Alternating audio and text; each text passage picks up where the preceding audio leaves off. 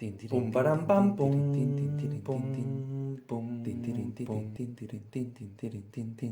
Buenos días, buenas tardes o buenas noches a todas las personas, humanas o inhumanas, que estén escuchando esta mi voz. O quizás no me pertenezca esta voz y pertenezca a aquellas palabras que tienen el control de mis pensamientos. ¿Qué he querido decir con esto? Poco importa en este momento. Me basta con que toméis esta presentación como un saludo.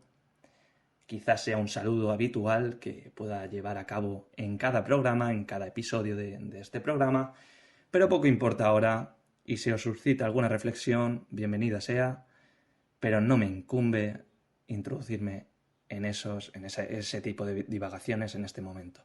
La cuestión es que os presento este programa que pretendo iniciar y va a tener una serie de reglas todavía no escritas. Es decir, son una serie de reglas que se van a construir sobre la marcha de este programa. Pero bueno, tiene una serie de intenciones de fondo que quiero dejar claras en este momento. En primer lugar, esta serie de podcasts van a tener un elemento crucial o una serie de elementos que son aquellas impresiones, divagaciones o reflexiones que me susciten una serie de temas, noticias o situaciones que pongamos, por ejemplo, en este podcast, o fragmentos de libros de ciertos autores o autoras. Pero la cuestión es que en ningún momento, y de momento, en este momento actual, no hay una pretensión de generar una estructura rígida hasta que se vaya generando sobre la marcha. Esa es la intención inicial. Otra cosa es que al final sí que haya implícito una estructura que yo ya he tenido en mente y realmente se materialice. Pero ahora mismo no nos importa tampoco esta cuestión tan autorreferencial sobre lo que yo he podido pensar acerca de lo que voy a hacer. No, ahora no nos importa esto en lo más mínimo. Esta serie de divagaciones o reflexiones no van a tener un carácter al menos absolutamente riguroso, ni en todo momento riguroso, sino que va a pretender más bien, bajo la lógica de la improvisación, plantear una serie de ideas, una serie de ejemplos, si surgen, de impresiones acerca de lo que yo considere. Inicialmente, este podcast va a iniciarse con un fragmento de cierto libro, de cierto autor o autora, pero que en ningún momento nos va a interesar tampoco qué autor o autora se trata, ni qué libro, ni en qué época está ambientado, simplemente porque no me interesa hacer en ningún momento tampoco una hermenéutica. Al menos no lo pretendo inicialmente. Puede que yo, por conocer el autor o autora de partida, peque por tener ese conocimiento previo de simplificar o condicionar esas impresiones en función de la época, del contexto sociohistórico en el que se encuentre, pero esto poco nos importa ahora.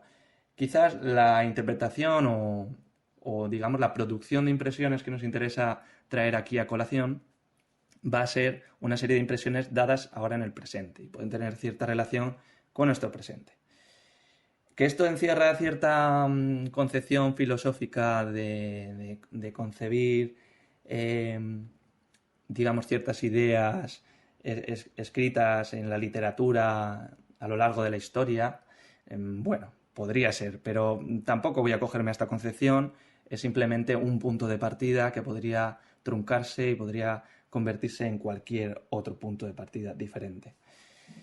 Sin más dilación,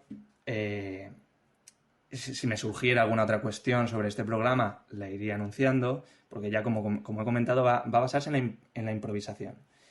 Y no me interesa tanto el análisis riguroso, en ocasiones conceptual, sobre los asuntos a tratar. Que a veces, bueno, lo puedo exigir yo, está claro, pero quiero que quede claro que esto va a seguir la lógica del soliloquio. Y fíjate las licencias que me estoy dando, ¿no? Que tengo que justificarme. sobre esas propias licencias que me estoy dando cuando es un soliloquio. Bueno, siempre está el oyente ahí y también le concedo esa mínima autoridad y ahí está. O sea, sé que su presencia podría estar, es hipotética, porque claro, tampoco sé si esto va a salir a la luz, pero bueno, está ahí, está ahí. Sin más dilación, voy a presentar este fragmento, que poco importa quién sea, quién lo diga, en qué momento lo diga. Lo voy ahora mismo a leer y bueno, la selección de los distintos textos que puedo hacer a lo largo del programa eh, podrán tener que ver con las distintas lecturas que pueda estar haciendo sobre la marcha o inquietudes que tenga al respecto, sobre distintas ideas, situaciones, pero como comentaba, esto no va a tener una... O sea, las reglas de este programa se van a construir sobre la marcha, ¿no? De partida, como un a priori, no, al menos no es mi intención construirlas, al menos explícitamente. Bueno, el siguiente texto enuncia lo siguiente y va a tener cierta relación también, creo yo, por eso lo he escogido, con ciertas intenciones o cierta idea principal de este programa. ¿Qué significa este monólogo? Que el ensueño gira sobre sí mismo como los sueños, que el soliloquio sin finalidad es una pérdida de tiempo, que una suma de impresiones no compone un juicio equitativo, ni un pensamiento exacto, que el diario íntimo es acomodaticio y tolera la palabrería, la repetición, el desahogo, el lamento. Este parloteo no tiene más que una ventaja: evaporar el descontento, recobrar el estado neutro y el equilibrio interior. Otra utilidad quizá, no perder práctica, mantener la habilidad literaria como los ejercicios del pianista. Estas efusiones sin testigo y sin objeto son la conversación del pensamiento consigo mismo, los arpegios involuntarios, pero no inconscientes, de esta lira eólica que llevamos dentro.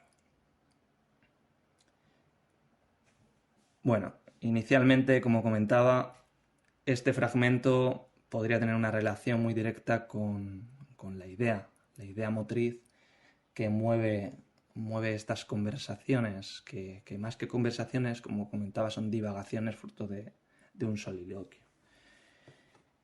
Un monólogo. Poco nos importa ahora, ¿no?, qué ha querido decir el autor o autora que tiene que ver con este texto. Pero evidentemente encierra, pues, también relaciones con quien lo escribe. Es inevitable, ¿no? Porque, claro, este monólogo, un monólogo podríamos encuadrarlo en el contexto de, de un espacio público donde tratamos de exponer, como es este caso, y el espacio público podría ser, si se emite en algún momento, por Internet, por la red de Internet, supone la entrada en contacto con un espacio público, es decir, con una serie de destinatarios de manera inmediata o mediata, si se da el caso de, ya, como comentaba, en Internet, de manera diferida y no en directo. Tampoco importa en ese momento esa cuestión, pero ese tipo de monólogo, en este fragmento, que parece hablarnos de, como nos decía, el ensueño gira sobre sí mismo como los sueños, ¿no?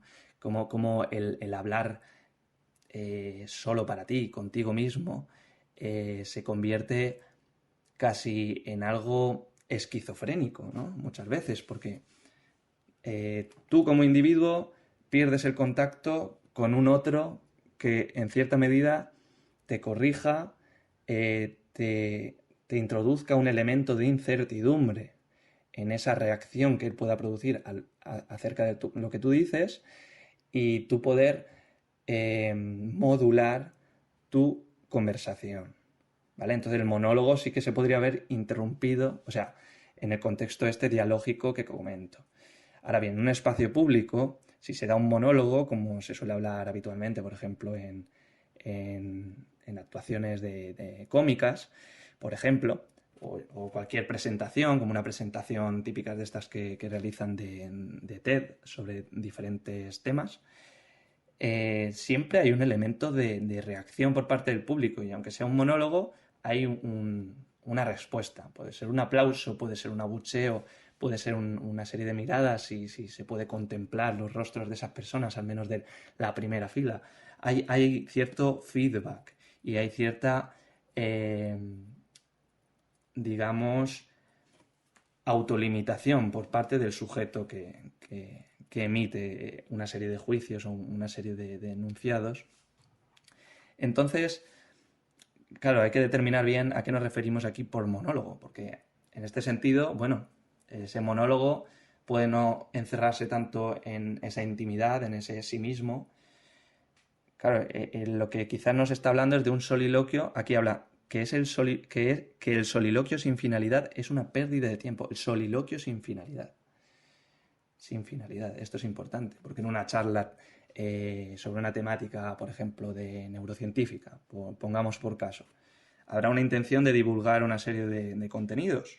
Entonces hay una finalidad. Al fin y al cabo, esa persona va a trabajar en ese monólogo, sobre ese monólogo y va a basarse en un estudio previo, entonces va a haber ciertos fundamentos, ciertos fundamentos.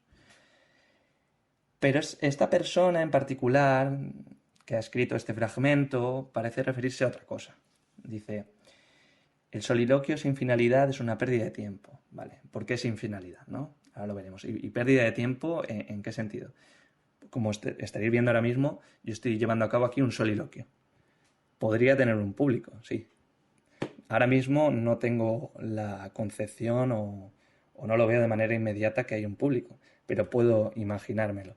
Entonces puedo modular mi discurso y además puedo poner freno y corregir ciertas partes de mi discurso que tienen que ver con cuestiones que pueden ser vistas como más o menos incorrectas. Puedo dañar, o sea, puedo corromper ciertas reglas de cortesía a la hora de dirigirme a ciertos públicos. En cambio, no lo hago porque tengo en cuenta que estoy dirigiéndome, aunque sea hipotéticamente, a alguien o algo. Vale. Pero es posible, ahora la pregunta, ¿es posible un modelo de soliloquio o de monólogo que prescinda de esa imagen de un lector, de un oyente, un espectador, lo que sea? ¿Es posible? No tengo respuestas, pero una primera respuesta provisional por mi parte sería que no sería posible. Nos comenta que una suma de impresiones no compone un juicio equitativo. Esta lógica del soliloquio, entonces, a la que se nos refiere, no tiene una finalidad. No tiene finalidad de divulgar un conocimiento. No tiene la finalidad de hacer reír a la gente.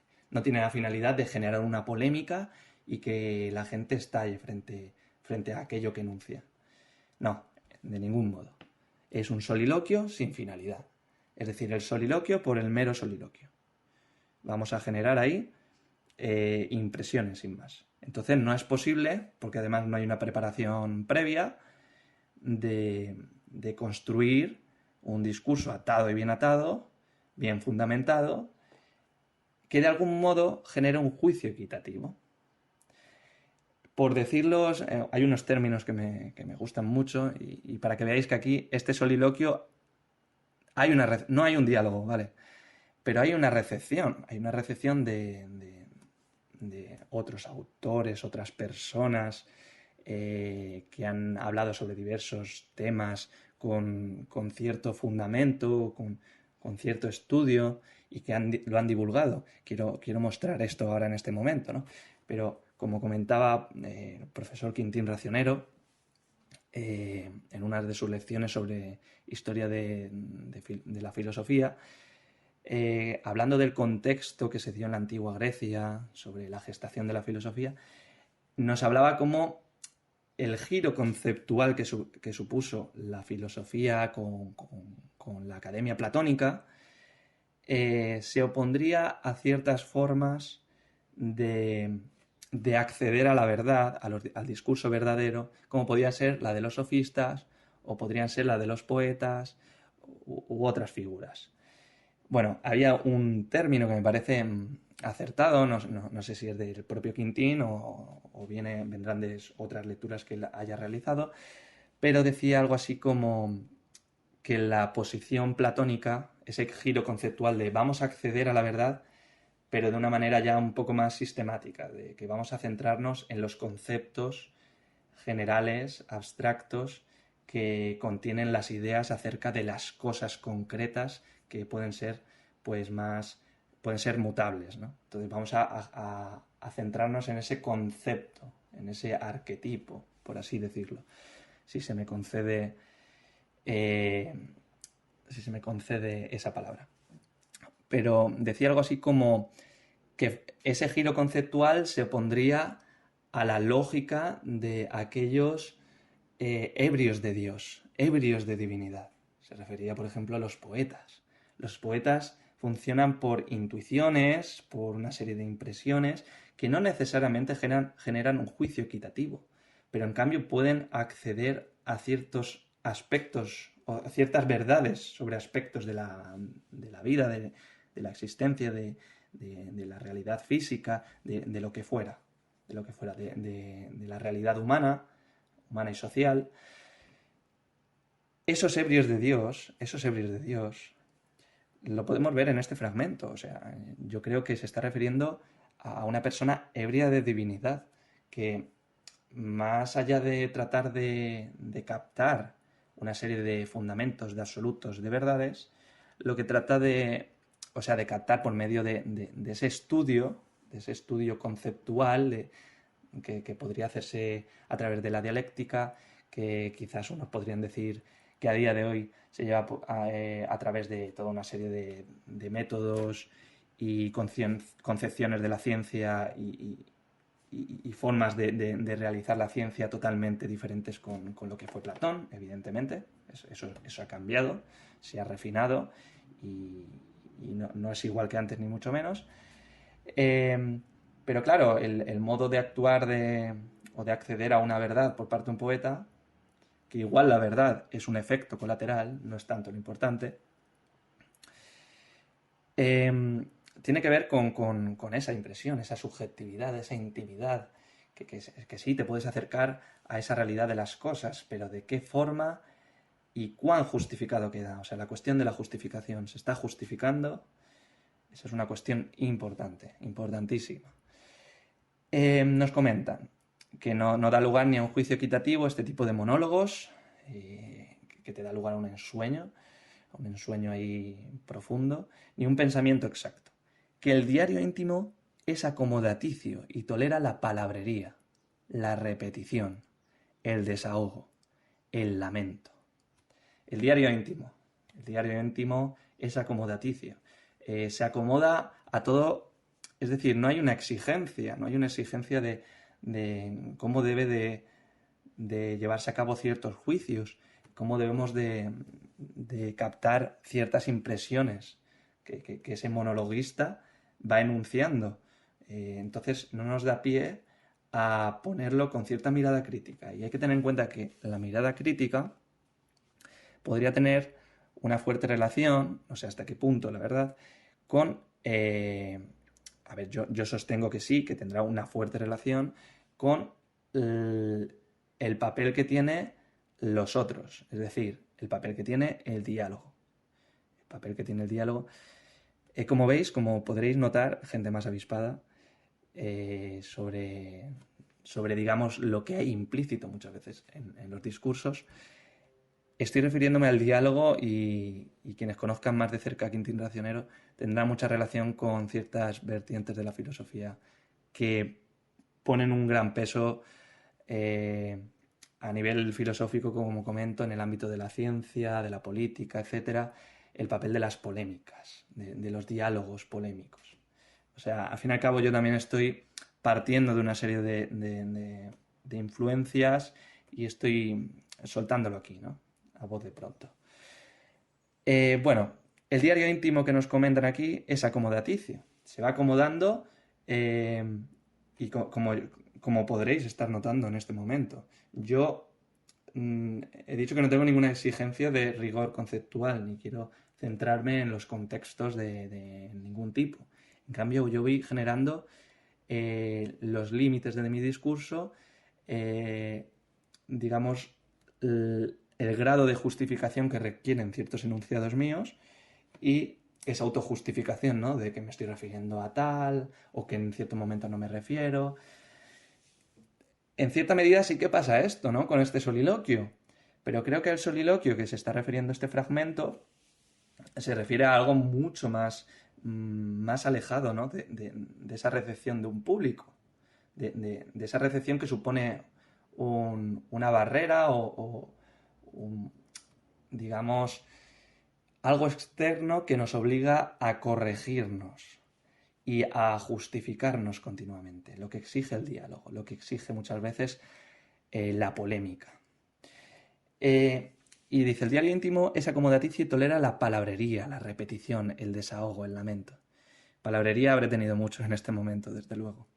La repetición también. ¿Cuántas veces me habré repetido? Y me repetiré.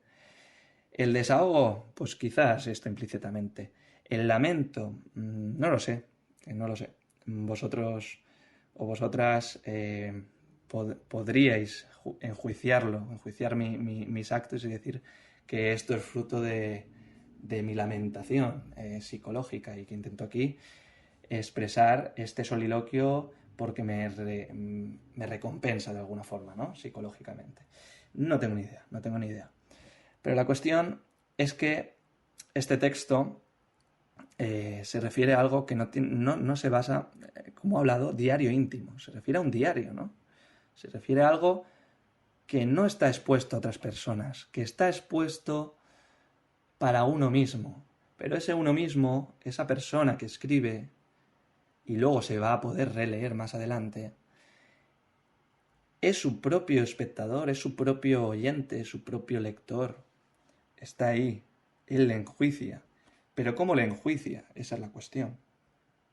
Por medio de una serie de juicios que surgen de la nada, no, desde luego que no.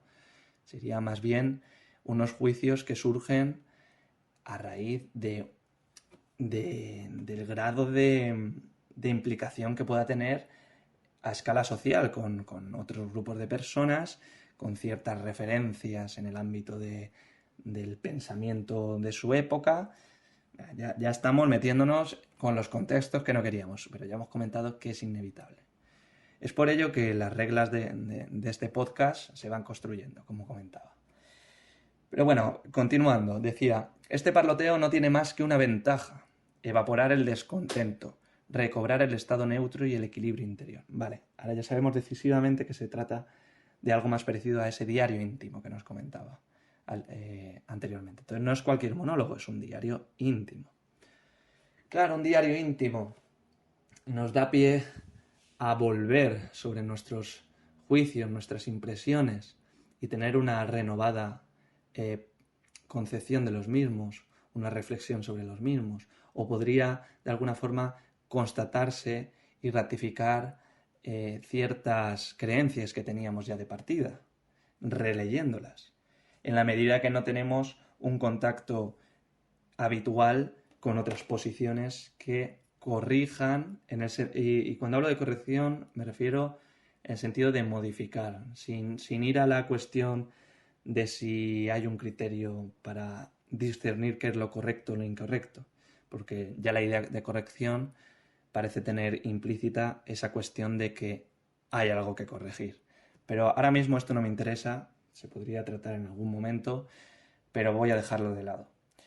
La cuestión es que esta persona escribe en su diario y al final la propia producción de su diario se convierte en una realidad materializada de manera literaria, en este caso, y que tiene un efecto sobre esa persona a lo largo del tiempo, en un futuro más o menos cercano, más o menos lejano. Entonces estamos hablando casi de una tecnología que supone ese diario. Bueno, el monólogo que hablábamos, por ejemplo, en cuanto a un monólogo cómico, ¿Es cierta tecnología? Bueno, al fin y al cabo lo que tratas es de hacer reír a otros, ¿no? Entonces, tú coges una serie de herramientas, tú conoces un poco a nivel cultural qué es lo que hace reír, qué es lo que no hace reír, tendrá una serie de lógicas, ¿no? De reglas, lo pones en marcha y tiene que surtir una serie de efectos, ¿no? Si tienes esa finalidad. Por otro lado, si tratas de divulgar un tema científico, por ejemplo, en las charlas estas TED, pues también tendrás la intención de que por una serie de enunciados que tienen que ser comprensibles, claros para ese público en particular, tiene que llegarse a la divulgación de ese conocimiento. Entonces, ahí hay tecnología también, pero estamos hablando que quien lo recibe principalmente son personas que tienen que ver con un público, persona que puede ser una tercera persona. Ahora bien, el diario íntimo, ¿a quién está dirigido? A la propia persona, en la medida que no se publica, en la medida que no se muestra a un compañero, a tu pareja, a tus familiares. Ese diario al final se convierte en una tecnología que, si en un primer lugar no tiene finalidad, como comentaba, de que se va generando ahí una espiral de impresiones que no generan ningún juicio equitativo, al menos como tecnología, ahí la tecnología está en la medida, o sea, el uso tecnológico que se le pueda dar a ese diario, lo podemos encontrar en la relectura y en el reaprovechamiento que puede hacer esa persona a la hora de escribirlo y releerlo posteriormente. Entonces, en cierto sentido, aquí habla de unas finalidades. Habla de unas finalidades, pero que tienen un sentido psicológico, psicoemocional, pues, o terapéutico, por así decirlo, que esto entronca mucho con ya un bagaje cultural que se ha ido cobrando en nuestras sociedades posindustriales actuales, con esta cuestión de lo terapéutico, de construir eso, un discurso que nos redima de ciertas preocupaciones, de ciertos problemas individuales y siempre esa terapia desde el punto de vista de la subjetividad, del construirnos a nosotros mismos. Tampoco quiero entrar, y sería muy interesante, en la discusión, incluso en la crítica, sobre la cultura de lo terapéutico. Porque además es una cuestión que tendrá muchos matices y tendrá muchas vertientes y muchas aplicaciones diferentes. Pero claro, yo aquí me estoy refiriendo quizás al bagaje cultural más que tiene que ver no tanto con la terapia en el sentido clínico, psicológico clínico, sino en el sentido cultural de que es algo ya que se ha convertido cotidiano en nuestros discursos y prácticas como seres sociales. Entonces, nos habla de que evapora el descontento. O sea, entonces tiene una finalidad tecnológica este diario íntimo. Porque evapora el descontento, recobra el estado neutro y equilibrio interior. Ya está generando una especie de redención por parte de esta persona. Como comentaba, no voy a entrar en críticas ni en discusiones acerca de esto. En este momento solo me interesa quizás enfatizarlo. Si surgiera alguna cuestión ya lo iría enlazando en este momento. Y continúa diciendo, otra utilidad quizás, no perder práctica, mantener la habilidad literaria, como los ejercicios del pianista. Estas efusiones sin testigo y sin objeto son la conversación del pensamiento consigo mismo, los arpegios involuntarios, pero no inconscientes, de esta lira eólica que llevamos dentro. Yo cuando dice realmente los arpegios involuntarios, pero no inconscientes, casi me da la sensación de que cuando uno se pone a escribir un diario, se pone frente al folio en blanco, bueno, puede tener una idea inicial de cómo empezarlo. Pero igual esa idea no está elaborada, o igual empieza sin ninguna idea así y le va surgiendo conforme el folio, ¿no? La cuestión que habrá una prefiguración, ¿no?, de algo de lo que va a decir, de lo que va a enunciar, que puede estar relacionado con su día a día, con alguna reflexión que haya tenido. Pero la cuestión es que cuando dice son la conversación del pensamiento consigo mismo y dice los arpegios involuntarios pero no inconscientes, me da la sensación de que se refiere casi a una escritura automática, Una escritura automática en el sentido de que no es inconsciente, no es esta idea de la escritura automática, que no sé si alguien conocerá, de así casi mística, de que ebrios de divinidad, como decía antes, te viene aquí una inspiración divina y empiezas a escribir sin tener el control psicomotriz a la hora de esa escritura y das lugar a mensajes que no tienen nada que ver contigo, sino con una divinidad. No, a eso no me estoy refiriendo. Sino me refiero a una escritura automática en el sentido que el habla ya no es inconsciente, sino involuntaria, de que tú vas escribiendo, igual tenías una idea inicial, y van saliendo otras cosas. Se va generando ahí un árbol de ideas con distintas ramificaciones y tienen que ver con reflexiones tuyas, pero pueden tener también con cuestiones, preocupaciones que puedes tener internas, las puedes reflexionar en ese momento, no sé, puede dar lugar a un montón de impresiones, de divagaciones y reflexiones, justamente lo que estamos tratando de poner en práctica en este momento y por eso me parecía tan interesante este fragmento, porque creo que podía recoger cierta esencia, si no de lo que va a ser, al menos de lo que podría estar pasando en este momento. Y esa es la cuestión que quería rescatar ahora mismo. Es que esos arpegios involuntarios no son plenamente inconscientes, sino que tú vas escribiendo y te van surgiendo esas cuestiones que tenías implícitas, más o menos dormidas, por utilizar la metáfora, y que luego con la propia relectura que puedes realizar de esa escritura del diario, finalmente puedas tener una redención en la medida que puedes volver a ello, puedes escarbar en aquel discurso que tú construiste y que tiene que ver con una serie de preocupaciones, de cuestiones que en cierto momento te están fastidiando de cierta manera, o no, o te está alegrando en algún sentido. Y esta tecnología, no sé si sería lo más ideal comentarlo en este sentido, pero recogiendo un poco la tradición Foucaultiana, podría ser denominada una tecnología del yo. Porque este diario pues, tiene una función de poder construir esa identidad individual y supone pues, también un material más al que prestar atención, con el que cierta persona o ciertos grupos de personas o incluso un movimiento, si el diario fuera que ahora mismo lo desconozco, un fenómeno social importante, preguntarnos qué función tecnológica podría tener, en qué sentido. Una tecnología que podemos ver aquí claramente es una tecnología en este sentido del yo, ¿no? De que construye el yo, de genera una serie de sujeciones en función de esas cuestiones que te planteas y vas releyendo y vas respondiéndolas, entonces vas consolidando una idea más o menos clara o más ambigua sobre lo que tú eres, sobre lo que tú haces, sobre lo que tú sientes.